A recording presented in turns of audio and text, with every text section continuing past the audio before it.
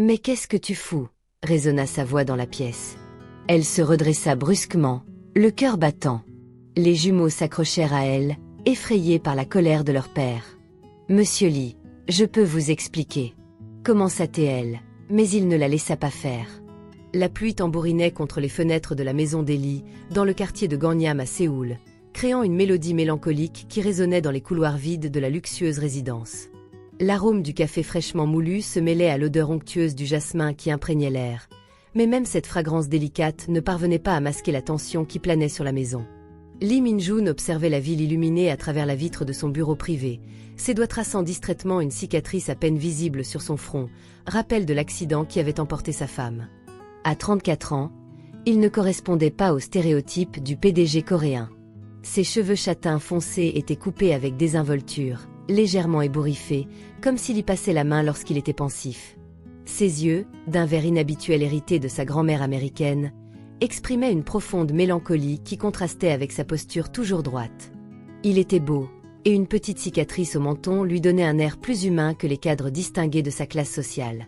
Il y avait quelque chose de magnétique et d'attirant dans son intensité tranquille, dans la façon dont ses larges épaules portaient le poids du monde, dans la façon dont ses mains expressives gesticulaient lorsqu'il parlait de choses vraiment importantes. Il y avait chez lui une présence naturelle, non pas l'arrogance typique des privilégiés, mais la confiance tranquille de celui qui s'est battu pour tout ce qu'il a accompli, même issu d'une famille aisée. Min-joon avait transformé une entreprise familiale de taille moyenne en le plus grand conglomérat technologique de Corée grâce à un travail acharné et une vision innovante, et non seulement en héritant de privilèges. Mais aucun de ses succès n'avait d'importance face à son plus grand défi, ses filles jumelles de 5 ans, Sojin et Somin. Les filles n'avaient pas dormi depuis des semaines. Depuis la mort tragique de sa femme dans un accident de voiture 2 ans plus tôt, les cauchemars étaient devenus une constante dans leur vie. Min-joon avait fait appel à des nounous spécialisés, à des psychologues pour enfants réputés et même à des spécialistes du sommeil de cliniques suisses, mais rien n'y faisait. Les petites se réveillaient chaque nuit en hurlant, cherchant leur mère, et ils se sentaient complètement perdus, incapables d'être un père. C'est alors que Park So-young est entré dans leur vie. À 26 ans, So-young possédait une beauté qui transcendait les conventions. Loin de la beauté artificielle et raffinée des mondaines qui fréquentaient Min-joon, elle était plus rare et plus puissante. Ses cheveux d'un noir d'ébène tombaient en ondulations naturelles jusqu'au milieu de son dos, toujours attachés en un simple chignon au travail, mais quelques mèches s'échappaient parfois, encadrant son visage tels les coups de pinceau d'un artiste. Ses yeux étaient son trait le plus frappant, grands, d'un brun si profond qu'ils semblaient presque noirs, avec de longs cils naturellement recourbés qui projetaient des ombres sur ses joues lorsqu'elle baissait le regard. Il y avait en eux une expressivité impossible à ignorer, tendresse, intelligence, force tranquille et une subtile mélancolie qui exprimait une perte surmontée avec grâce. Sa peau avait la teinte dorée naturelle des Coréennes qui s'exposaient au soleil, sans les traitements blanchissants prisés par la haute société. Ses mains, bien que calleuses par le travail, étaient délicates et expressives. Son sourire transformait complètement son visage. Il n'était pas seulement beau, il était lumineux, authentique, de ceux qui incitent à s'y arrêter. Son corps avait des courbes douces et féminines que même ses uniformes de travail ne parvenaient pas à dissimuler complètement. Elle se déplaçait avec une grâce naturelle et naturelle qui contrastait avec la gestuelle étudiée des femmes de son entourage. Mais c'était sa beauté intérieure qui la rendait véritablement extraordinaire. So-young rayonnait d'une gentillesse authentique, d'une patience infinie avec les enfants et les personnes âgées, et d'une intelligence pratique qui lui permettait de résoudre les problèmes avec créativité. Elle parlait peu, mais lorsqu'elle le faisait, ses paroles étaient toujours attentionnées et bienveillantes. Il émanait d'elle une force tranquille, une dignité que même la pauvreté ne pouvait effacer. Min-joon, cependant, était complètement aveugle à tout cela. Rongé par la douleur de la perte, sa charge de travail obsessionnelle et son inquiétude constante pour ses filles, il ne voyait pas So-young comme une femme. Elle n'était qu'une employée de plus, embauchée pour résoudre un problème chez lui. So-young avait perdu ses parents très jeunes et travaillait comme femme de ménage pour subvenir aux besoins de sa grand-mère malade, qui vivait avec elle dans un petit appartement. Malgré les difficultés, elle suivait des cours du soir de secrétariat et rêvait d'un meilleur emploi, mais ses besoins immédiats prenaient toujours le dessus sur ses rêves. Pour son premier jour de travail, So-young foula le marbre italien du hall d'entrée, ses pas résonnant doucement. L'odeur des produits d'entretien industriel dans son sac contrastait avec l'ambiance parfumée des orchidées rares. Elle s'émerveilla des détails dorés, des œuvres d'art au mur et des meubles qui coûtaient plus cher qu'elle ne gagnerait en 10 ans. « Tu dois être la nouvelle femme de ménage », dit une voix calculatrice derrière elle. So-young se retourna et croisa le regard perspicace de Choi Mira, la secrétaire personnelle et confidente de longue date de Min-jun. Mira était une femme de 32 ans aux cheveux parfaitement lisses et longs jusqu'à la taille, aux lèvres perpétuellement peintes en rouge sang et aux ongles acérés comme des griffes. Au fil des ans, elle avait cultivé une dangereuse proximité avec Min-jun, nourrissant un béguin secret pour lui, attendant toujours le bon moment pour devenir plus qu'une simple employée. « Oui, madame. Je suis Park So-young, répondit-il poliment en s'inclinant respectueusement. J'espère que ça durera plus longtemps que les autres. Monsieur Lee est très exigeant, dit Mira avec un sourire qui n'atteignit pas ses yeux. Et surtout, éloigne-toi des enfants. Ils sont pénibles. Cette première semaine, So-young travailla en silence, nettoyant consciencieusement chaque recoin du manoir. Mais impossible d'ignorer les cris qui provenaient du deuxième étage chaque nuit. Ses yeux se remplirent de larmes en entendant les cris désespérés des jumeaux, un son qui transperça son âme maternelle. C'est un jeudi pluvieux que tout a commencé à changer lentement. So-young finissait de nettoyer la cuisine lorsqu'elle entendit de légers pas descendre l'escalier de marbre. So-jin et So-min apparurent dans l'embrasure de la porte, le visage pâle et les yeux gonflés par les larmes. Elle portait des pyjamas en soie rose, mais on aurait dit 2 poupées brisées. « Tu es la nouvelle ?» demanda So-jin d'une voix fragile comme du cristal. « Oui, petite. Je suis si jeune, » répondit-elle en s'accroupissant au niveau des filles. « Peux-tu nous aider ?» murmura So-min en saisissant la main de So-young. Ses paumes étaient froides comme la glace. « Maman ne revient plus de mauvais rêves, » expliqua So-jin, ses larmes tombant comme de petites perles. Le cœur de So-young se brisa. Elle serra chaleureusement les 2 filles dans ses bras, sentant leur petit corps trembler de peur et de désir. « Tu veux que je te raconte une histoire ?» demanda-t-il doucement. Les heures suivantes se passèrent dans la chambre des jumelles, un espace magique décoré de nuages peints au plafond et d'étoiles phosphorescentes. So-young racontait des histoires de princesses courageuses et de doux dragons, sa voix mélodieuse enveloppant les filles comme un drap de velours. Pour la première fois depuis des semaines, So-jin et So-min s'endormirent paisiblement. Min-jun était parti pour une réunion d'urgence dans son entreprise, Lee Corporation, un conglomérat dominant le marché technologique en Asie. L'immeuble de 50 étages au cœur de Séoul était sa seconde maison, et il passait souvent des nuits entières plongé dans son travail, essayant d'oublier sa douleur. À son retour à 2 heures du matin, il s'attendait à trouver la maison aussi silencieuse que jamais.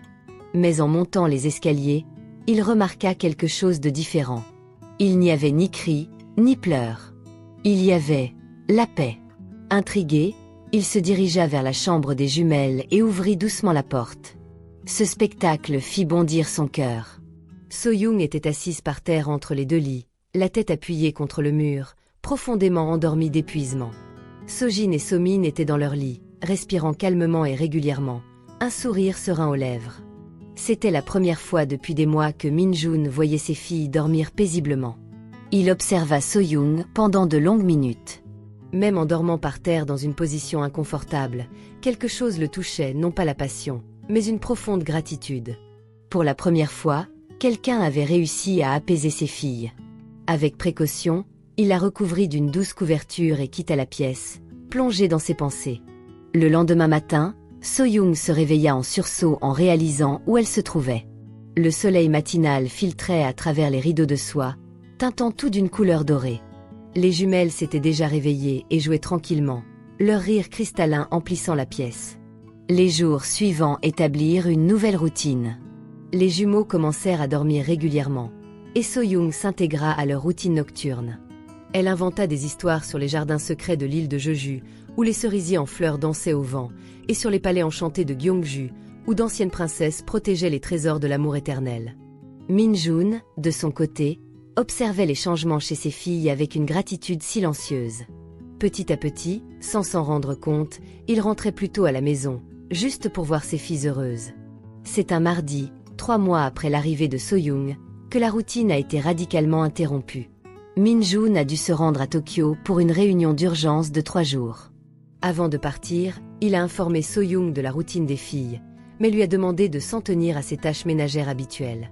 « S'il y a un problème, appelle-moi immédiatement », dit-il froidement, la traitant comme une simple employée. Mais le premier jour du voyage de Min-jun, les jumeaux se réveillèrent avec une forte fièvre.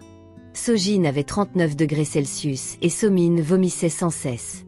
So-young essaya d'appeler Min-jun, mais il était en réunion et ne répondait pas. Désespérée, elle a emmené ses filles chez le médecin seule, payant la consultation avec le peu d'argent dont elle disposait pour ses dépenses mensuelles. Le pédiatre a diagnostiqué un virus grave et lui a prescrit des médicaments coûteux. So-young n'hésita pas. Elle acheta tous les médicaments, même si elle savait qu'elle n'aurait pas assez d'argent pour se nourrir les jours suivants. Pendant 3 nuits consécutives, alors que Min-jun était à Tokyo, So-young n'a pas fermé l'œil. Elle est restée près du lit des jumeaux, changeant des compresses froides, leur donnant des médicaments toutes les heures et chantant doucement pour les apaiser lorsqu'ils criaient de douleur. Madame Kim, la cuisinière la plus âgée de la maison, observait tout en silence, impressionnée par le dévouement de So-young. Le 3e jour, lorsque la fièvre est enfin tombée et que les filles ont commencé à se rétablir, So-young s'est effondrée d'épuisement. Elle s'est endormie dans le lit de Sojin, se blottissant contre les 2 filles, qui dormaient enfin paisiblement. C'est exactement à ce moment-là que Min-jun est arrivé de son voyage. Il monta à l'étage, s'attendant à trouver ses filles dormant normalement. Lorsqu'il ouvrit la porte de la chambre et vit So-young endormie dans le lit des enfants, son esprit interpréta la scène de la pire des manières. « Mais qu'est-ce que tu fais » résonna sa voix dans la pièce, les réveillant tous les 3. So-young se redressa brusquement, le cœur battant. Les jumeaux s'accrochèrent à elle, effrayés par la colère de leur père. « Monsieur Lee, je peux vous expliquer. » commença-t-elle, mais il ne la laissa pas faire. « Expliquer quoi ? Que tu dors pendant tes heures de travail. Dans le lit de mes filles ?» Ses yeux verts étaient noirs de fureur. « Tu es viré. Je veux que tu sortes de chez moi immédiatement. »« Non, papa !» s'écria So-min, les larmes aux yeux. « So-young a pris soin de nous quand on était malade. Elle a acheté nos médicaments, » supplia Sojin. Mais Min-jun était aveuglé par la rage et un orgueil blessé. Père protecteur, il ne voyait qu'un employé franchir des limites inacceptables. « Sors de la pièce. Tout de suite. » So-young se leva lentement, les jambes tremblantes d'épuisement. Elle embrassa le front de chaque jumelle en murmurant « Soyez courageuses comme les princesses des contes. » Avec une dignité impressionnante, elle quitta la pièce, Min-jun la suivant d'un pas furieux. « Vous avez 15 minutes pour rassembler vos affaires et partir, » dit-il froidement dans le couloir. So-young le fixa, ses yeux marrons foncés brillant de larmes retenues, mais ne dit rien. Elle prit son simple sac et sortit par la porte d'entrée, sous la pluie fine qui commençait à tomber. 2 semaines se sont écoulées dans un véritable enfer. Les jumeaux refusaient de manger, de parler ou d'interagir avec leur père. Ils restaient éveillés toute la nuit à appeler So-young, et aucune nounou ne parvenait à les calmer. Min-jun ne dormait pas, passant ses matinées à arpenter les couloirs de marbre, l'écho de ses pas étant le seul bruit dans le manoir vide. C'est Madame Kim, la cuisinière, qui a finalement eu le courage de l'affronter. « Monsieur Lee, » dit-elle un matin, alors qu'il sirotait son café en silence, « j'ai besoin de vous dire quelque chose à propos de So-young. » « Je ne veux pas entendre parler d'elle, » répondit-il froidement. « Il faut que tu m'écoutes, » insista Madame Kim avec l'autorité de quelqu'un qui travaillait dans la famille depuis des décennies. « Les filles sont tombées très malades pendant ton séjour à Tokyo. Forte fièvre, vomissements, elles étaient très malades. » Min-jun arrêta de boire du café, un frisson lui parcourant le dos. « So-young a essayé de t'appeler plusieurs fois, mais tu n'as pas répondu, » a-t-elle poursuivi. Alors elle a emmené les filles chez le médecin, a payé la consultation de ses propres deniers et a acheté tous les médicaments coûteux prescrits par le médecin. Le sang de Min-jun coulait froid dans ses veines. Elle a passé 3 nuits blanches à s'occuper de vos filles, Monsieur Lee. Elle changeait les pansements, leur donnait des médicaments toutes les heures, chantait pour elles lorsqu'elles pleuraient de douleur. À votre arrivée, elle avait tout juste réussi à faire baisser leur fièvre. Elle ne dormait pas par paresse, mais par épuisement dû aux soins prodigués à vos filles. Min-jun eut l'impression de recevoir un coup de poing dans le ventre. « Pourquoi ne me l'as-tu pas dit avant ?»« Parce que tu n'as pas voulu écouter les explications, » répondit Madame Kim d'un ton de reproche. « Tu as jugé cette fille sans rien savoir. » La découverte de la vérité fut dévastatrice. Min-jun avait renvoyé la seule personne qui se souciait vraiment de ses filles, celle qui s'était sacrifiée pour elles en son absence. Le même jour, il se précipita chez So-young, un petit appartement à Honda, dans un vieil immeuble qui sentait l'humidité et la cuisine maison. Lorsque So-young ouvrit la porte, Ses yeux s'écarquillèrent de surprise.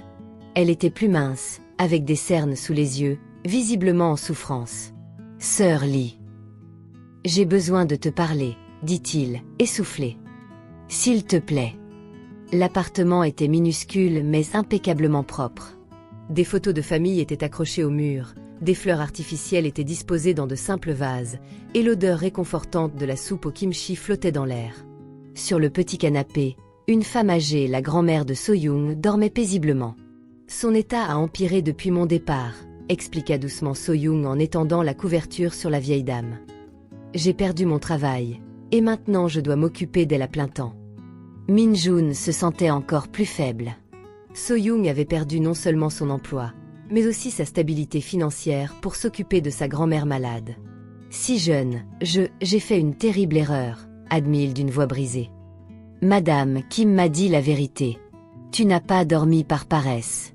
Tu t'es sacrifiée pour eux pendant mon absence. » Elle versa du thé dans des tasses dépareillées, les mains légèrement tremblantes. « Comment vont-elles ? » « Détruits, » admit-il. « Ils n'arrêtent pas de pleurer. Ils n'arrivent pas à dormir. Ils ont besoin de toi. Et je dois te demander pardon. » So-young ferma les yeux, une larme coulant sur sa joue. « Il me manque aussi. »« S'il vous plaît, » se leva Min-joon, humble et sincère. « Retournez. Et votre grand-mère vient avec nous. J'ai une chambre en bas qui peut être aménagée pour elle. Je ferai appel au meilleur médecin. »« Monsieur Lee, » murmura-t-elle. « Min-joon. Appelle-moi Min-joon, » dit-il doucement. « Tu n'es pas un employé comme les autres. Tu es important pour ma famille. » Le retour au manoir fut palpitant. Les jumelles poussèrent des cris de joie en voyant So-young et grand-mère arriver ensemble, se précipitant dans leurs bras comme des papillons cherchant leurs fleurs préférées. « Tu es de retour !» cria So-min en s'accrochant au cou de So-young. « Et j'ai amené grand-mère. » So-jin était ravi de la vieille dame, qui souriait gentiment aux filles. Au cours des mois qui suivirent, leur relation s'épanouit naturellement. So-young s'occupa des jumeaux et de leur grand-mère, tandis que Min-joon subvenait à tous leurs besoins. Mais quelque chose avait changé dans leur relation. Min-joon a commencé à vraiment voir So-young pour la première fois. Il remarqua comme ses yeux brillaient lorsqu'elle racontait des histoires, comme son sourire illuminait la pièce, comme elle se déplaçait dans la maison avec une grâce naturelle qui le fascinait sans qu'elle s'en rende compte. Il commença à remarquer sa façon d'interagir avec sa grand-mère, avec une patience et une affection infinies, comme son rire cristallin résonnait dans les couloirs, animant la maison. Petit à petit, il commença à trouver des excuses pour passer plus de temps à la maison, pour prolonger les conversations informelles dans la cuisine, pour la surveiller discrètement pendant qu'elle jouait avec les filles dans le jardin. So-young, à son tour, commença à remarquer de subtils changements chez Min-joon. Il souriait davantage, ses yeux verts semblaient moins sombres et il manifestait un intérêt sincère pour son opinion sur les enfants et même sur les questions du quotidien.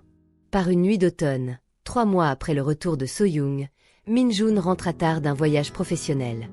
Il était presque minuit et il s'attendait à trouver la maison silencieuse. Mais une douce lumière provenait de la cuisine. Il descendit tranquillement et trouva So-young en train d'organiser les ingrédients pour le petit déjeuner des jumeaux. Elle portait une simple robe en coton bleu pâle qui mettait en valeur sa peau lumineuse, et ses cheveux étaient détachés, tombant comme un rideau de soie dans son dos. Elle fredonnait doucement en cuisinant, un son qui résonnait comme une musique céleste aux oreilles de Min-joon. Elle était tellement concentrée qu'elle ne l'entendit pas arriver. « Si jeune » appela-t-il doucement, ne voulant pas l'effrayer. Elle se retourna, surprise, les joues légèrement rouges. « Monsieur Lee, je ne savais pas que vous étiez là. J'étais juste. »« Tu prends de l'avance sur le travail, je vois », sourit-il en ôtant ses lunettes et en les posant sur le comptoir. Son regard croisa le sien, et une décharge électrique passa entre eux. « Tu dois être fatigué du voyage », murmura-t-elle en détournant le regard. « Je peux te préparer quelque chose ? » « Juste un café, s'il vous plaît, » dit-il, mais il ne bougea pas. Il s'appuya contre le comptoir et l'observa. Comment étaient les filles ? Parfait, sourit So-young, et son sourire illumina toute la cuisine. Tu leur manquais. Ils demandaient quand papa reviendrait au moins 100 fois par jour. Min-joon rit, un rire rare et magnifique. Et toi ?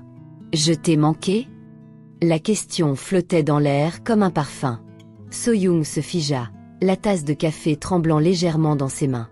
Je n'ai pas le droit de vous manquer, monsieur Lee, murmura-t-elle. Min-jun, corrigea-t-il doucement en s'approchant lentement. Et chacun a le droit de ressentir ce qu'il ressent. Elle leva les yeux vers lui, et il vit des galaxies d'émotions dans ses profondeurs obscures. Min-jun, répéta-t-elle, et son nom sur ses lèvres résonna comme une prière. Ils étaient proches maintenant, suffisamment proches pour qu'il puisse sentir son parfum délicat, pour qu'elle remarque les petites rides autour de ses yeux qui apparaissaient lorsqu'il souriait vraiment. Si jeune, murmura-t-il en levant la main pour lui effleurer le visage. Tu es si belle. Elle ferma les yeux au contact, appuyant son visage contre sa paume comme une fleur se tournant vers le soleil. Nous ne devrions pas, murmura-t-elle, mais elle ne s'éloigna pas. Je sais, murmura-t-il en s'approchant encore plus. Mais je ne peux plus faire semblant que tu es invisible. Le premier baiser fut aussi doux que des pétales qui tombent, et pourtant aussi intense qu'un tremblement de terre. Leurs lèvres se rencontrèrent dans une danse aussi ancienne que le temps, et le monde entier disparut autour d'elle.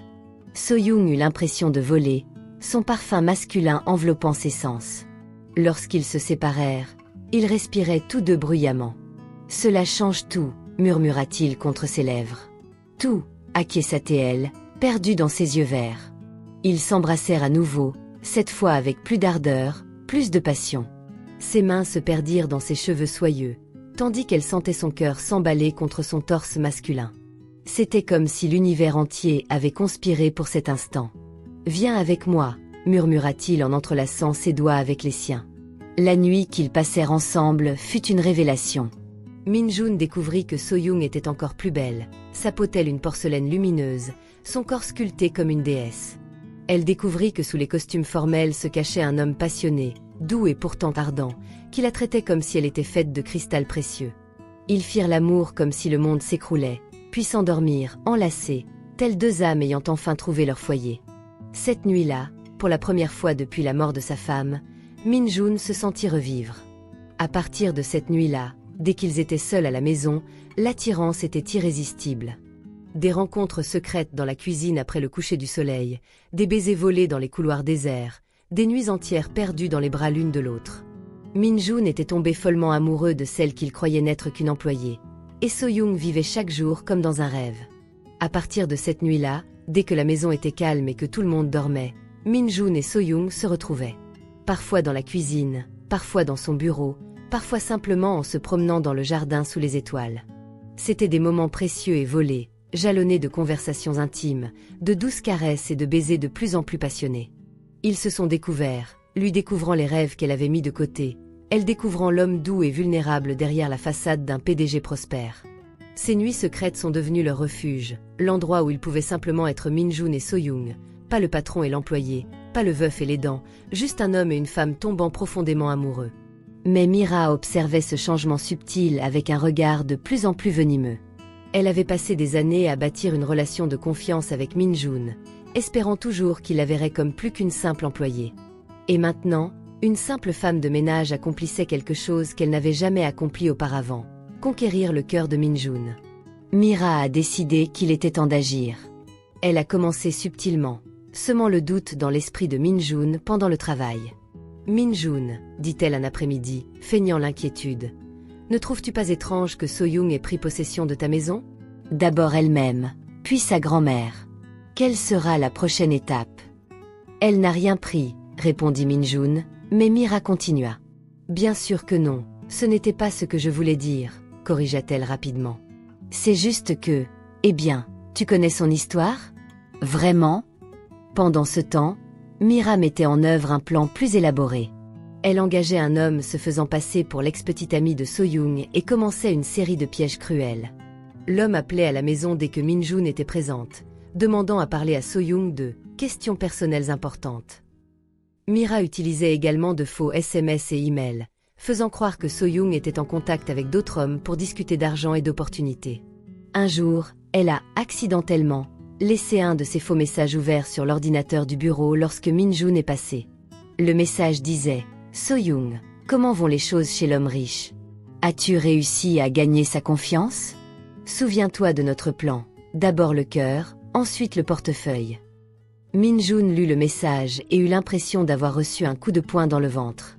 Il n'arrivait pas à y croire, mais les doutes que Mira avait semés commencèrent à pousser comme des mauvaises herbes dans son esprit. Ce soir-là, Min-jun rentra à la maison, désemparé et distant. So-young remarqua immédiatement le changement dans son comportement. « Il s'est passé quelque chose ?» demanda-t-elle avec inquiétude en lui touchant doucement le bras. Il s'écarta de son contact, chose qu'il n'avait jamais faite auparavant. « Non, mentit-il, mais son regard évita le sien. » Au cours des jours suivants, Min-jun commença à se replier sur lui-même. Il observait So-young avec suspicion, guettant des signes indiquant qu'elle pourrait s'intéresser à sa fortune. Chaque geste affectueux semblait calculé, chaque sourire forcé. So-young sentait la glace se former entre eux et ne comprenait pas pourquoi. Elle essayait de parler, mais il semblait froid et distant. Les nuits passées ensemble devinrent les souvenirs douloureux d'un rêve. Mira, voyant que son plan fonctionnait, décida de porter le coup final. Elle avait organisé une situation où Min-jun rencontrerait, accidentellement, So-young dans une situation compromettante. Mira avait engagé un acteur pour se faire passer pour une vieille connaissance et organiser une rencontre avec So-young dans un café près du manoir, prétendant détenir des informations sur un emploi mieux rémunéré. So-young, sans rien soupçonner et toujours en pensant à comment améliorer sa situation pour mieux prendre soin de sa grand-mère, a accepté la rencontre. Mira a ensuite dit à Min-jun qu'elle avait vu So-young quitter, secrètement, la maison pour rencontrer un homme. « Min-jun, dit-elle avec une inquiétude feinte, je ne veux pas être une commère, mais j'ai vu So-young sortir en douce pour rencontrer quelqu'un. Un beau jeune homme. Il semblait intime. » Le sang de Min-jun bouillonnait. Tous les soupçons que Mira avait semés explosèrent dans son esprit comme des bombes. Il se dirigea vers le café et vit So-young assise à une table avec un inconnu. L'acteur engagé par Mira jouait parfaitement son rôle, tenant la main de So-young et lui parlant avec intensité. Min-jun n'entendait pas la conversation, où l'homme faisait des propositions suspectes que So-young rejetait. Il ne voyait que ce que Mira voulait lui montrer, sa So-young avec un autre homme, en secret. La trahison qu'il ressentait était accablante. Il rentra chez lui et attendit le retour de So-young. À son arrivée, elle semblait désemparée et inquiète. « Où étais-tu » demanda-t-il froidement. « Je suis sortie pour m'occuper de certaines choses, » répondit-elle, ne voulant pas mentionner l'étrange rencontre jusqu'à ce qu'elle comprenne mieux ce qui s'était passé.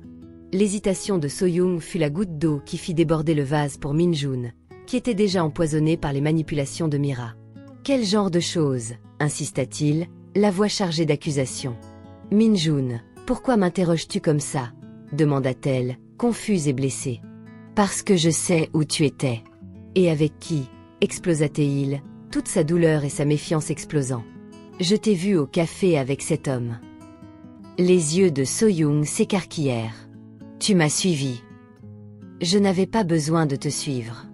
On m'a dit que tu te faufilais pour rencontrer des hommes. »« Ce n'est pas vrai, » s'écria-t-elle. « Je t'aime. J'aime tes filles. »« Mon amour, » dit-il avec un rire amer. « Tu aimes mon compte en banque. » L'accusation fut comme une gifle. So-young sentit son cœur se briser en 1000 morceaux. « Comment peux-tu penser ça de moi » murmura-t-elle, les larmes ruisselant comme la pluie. « Après tout ce qu'on a traversé ensemble. »« Parce que j'étais aveugle, » répondit-il cruellement. « Mais plus maintenant. Je veux que toi et ta grand-mère quittiez ma maison demain matin. »« Papa, que se passe-t-il » So-jin apparut à la porte, surprise par les cris. « Tu n'as pas à t'inquiéter, » dit Min-jun en essayant de maîtriser sa voix. « So-young, va-t'en. »« Non » hurlèrent les jumeaux. « Si jeune ne peut pas partir. » Mais Min-jun était inébranlable dans sa douleur et sa rage aveugle. So-young s'agenouilla et serra les jumeaux dans ses bras une dernière fois, le cœur brisé. « Soyez toujours courageuse, mes princesses, » murmura-t-elle. « Et n'oubliez pas, ceux que nous aimons ne voient pas toujours la vérité quand ils souffrent. » Elle aida sa grand-mère confuse à se relever, avec une dignité impressionnante même dans la dévastation la plus totale, sortie du manoir sous la pluie froide de la nuit. Min-jun les regarda partir, luttant contre la voix dans sa tête qui criait qu'il faisait une terrible erreur. Mira observait de loin, enfin satisfaite. Elle avait gagné. Ou du moins c'est ce que je pensais.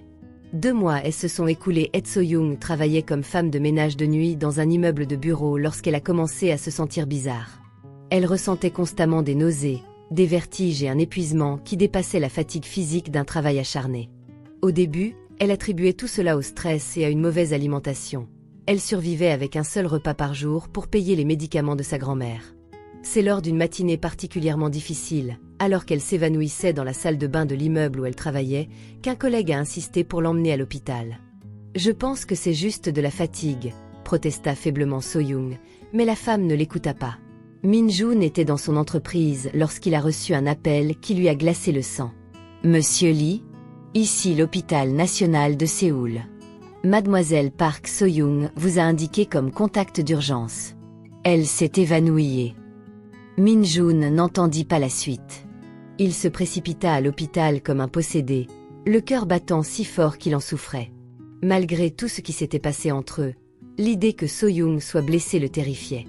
Il est arrivé à l'hôpital haletant, portant toujours son costume de réunion, les cheveux ébouriffés à force d'y passer les mains pendant le voyage désespéré. « Park So-young, dit-il à la réceptionniste. Où est-elle ? Elle est là. » Une infirmière apparut, souriant de soulagement. « Monsieur, restez calme. Votre femme va bien. Puis-je la voir ? » « Bien sûr, elle vient de se réveiller. Chambre 312. » Min-joon monta en courant, incapable d'attendre l'ascenseur. Arrivé dans sa chambre, il trouva So-young allongé sur le lit d'hôpital, pâle comme un linge, tandis qu'un médecin parlait doucement à une infirmière. « Si jeune, murmura-t-il en s'approchant du lit. Elle ouvrit lentement les yeux et le vit. Son expression était un mélange de surprise, de soulagement et de peur. « Min-joon, tu es venu. »« Bien sûr que je suis venu, » dit-il d'une voix brisée. « Comment vas-tu ? Que s'est-il passé ?» Le médecin s'approcha d'eux avec un sourire bienveillant. « Monsieur, je suppose que vous êtes le père du bébé.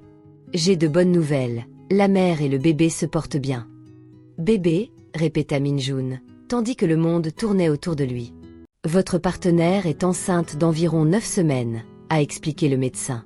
L'évanouissement est dû à une malnutrition sévère et à un épuisement. Elle a besoin de soins spécifiques et d'une alimentation adaptée, sinon des complications pourraient survenir pour le bébé. So-young et Min-joon se regardèrent, complètement choqués. Aucune d'elles n'était au courant de la grossesse. 9 semaines, murmura So-young, les calculs se formant dans sa tête. C'est là que nous. Quand nous étions ensemble, termina Min-joon, sa voix à peine audible. Le médecin, sentant la tension, dit discrètement. Je vous donne quelques minutes pour parler, et quitta la pièce. Tu ne le savais pas ? Demanda Min-joon en s'asseyant sur la chaise à côté du lit. Je pensais que c'était juste de la fatigue, a admis So-young. Je fais 3/4 de travail. Je mange mal. Je n'aurais jamais imaginé. Oh mon Dieu, So-young. Il passa ses mains dans ses cheveux, la réalité le frappant comme une inondation. Tu portes mon enfant et tu vis dans la pauvreté. Tu aurais pu perdre le bébé à cause de ma bêtise. Min-joon, je ne veux pas que tu penses que c'est un piège. Je ne veux rien de toi. Je m'occuperai de ce bébé moi-même, commença-t-elle. Tais-toi, dit-il doucement mais fermement. Arrête de dire des bêtises. Tu ne savais même pas que tu étais enceinte. Ils se turent, absorbant l'ampleur de la situation. Que allons-nous faire ? Demanda-t-elle dans un murmure.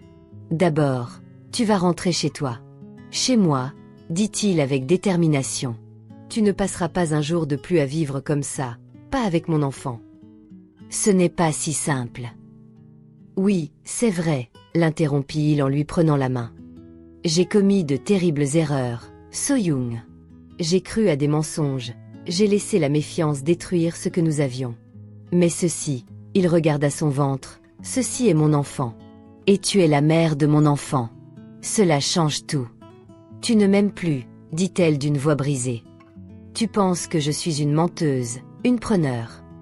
Je n'ai jamais cessé de t'aimer, avoua-t-il, la voix brisée. C'est pourquoi j'ai eu tant de mal à croire que tu m'avais trompé. Mais quels que soient nos problèmes, tu n'élèveras pas mon fils dans la pauvreté. Ce soir-là, So-young revint au manoir, non pas comme employée, mais comme mère du fils de Min-joon. Les jumelles étaient ravies de la revoir, ne comprenant pas vraiment les problèmes des adultes, mais simplement heureuses du retour de leur personne préférée. Mais leur relation était tendue. Min-jun fournissait à So-young tout ce dont elle avait besoin, médecin privé, nourriture adéquate, chambre confortable, mais une froide distance régnait entre eux. Il était doux, attentionné, mais sans intimité. Il la traitait avec la courtoisie qu'il aurait témoignée à la mère de son enfant, sans plus. En apprenant le retour et la grossesse de So-young, Mira fut prise de panique. Elle réalisa qu'elle avait perdu sa chance à jamais. Un bébé reliait désormais Min-jun et So-young pour toujours. C'est à ce moment-là qu'elle décide de mettre en œuvre son plan le plus diabolique. Mira a commencé à rechercher des substances capables de provoquer des fausses couches sans laisser de traces.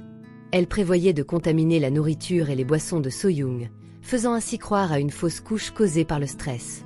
C'est alors que Mira séduisit le nouveau jardinier du domaine, Jung-woo, un jeune homme ambitieux, ébloui par l'attention d'une femme sophistiquée.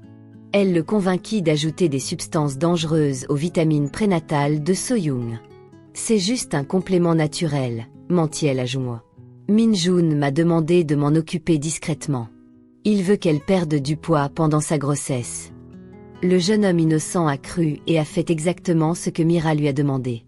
Les jours suivants, So-young commença à ressentir d'étranges crampes et de légers saignements. Terrifiée, elle le cacha à Min-jun pour ne pas l'inquiéter. Ce fut une nuit, lorsque la douleur devint insupportable, qu'elle ne put plus la cacher. Min-jun l'a trouvée dans la salle de bain, pâle et avec du sang sur les jambes. « Si jeune !»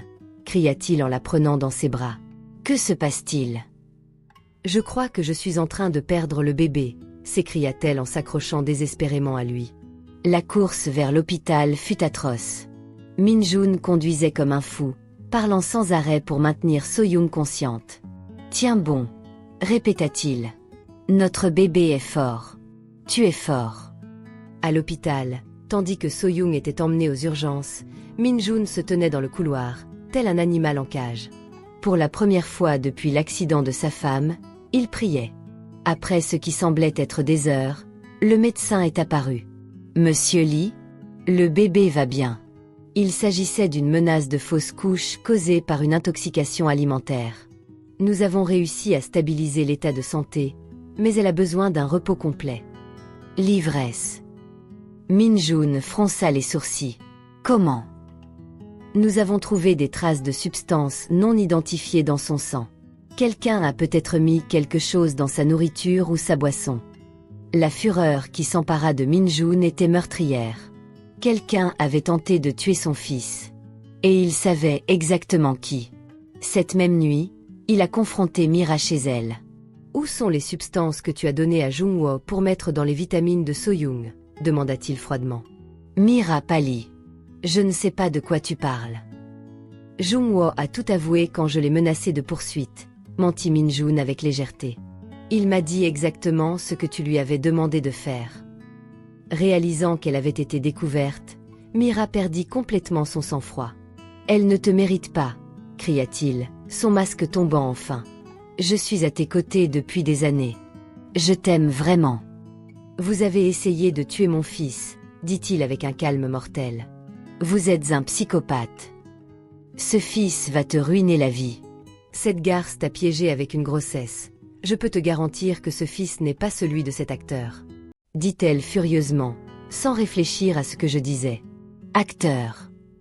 Ce mot fut prononcé dans un moment de fureur et sans qu'elle s'en rende compte par Mira, de sorte que Min-jun réalisa que tout cela n'était qu'un plan conçu par elle, pour qu'il puisse s'éloigner d'ESAVES si jeune, tout seul. Min-jun attrapa Mira par le cou, ses yeux verts brûlants de haine. « Si tu t'approches encore de ma famille, je te tuerai de mes propres mains. » Il la laissa partir et partit, laissant Mira complètement paniquée, puis elle réalisa qu'elle n'avait plus de chance avec lui. De retour à l'hôpital, Min-jun trouva So-young éveillée, une main protectrice sur son ventre. « Est-ce que le bébé va bien ?» demanda-t-elle immédiatement. « C'est vrai », confirma-t-il en s'asseyant à côté d'elle. « So-young, j'ai découvert qui t'a fait ça. C'était Mira. Elle a essayé de t'empoisonner pour que tu perdes notre enfant.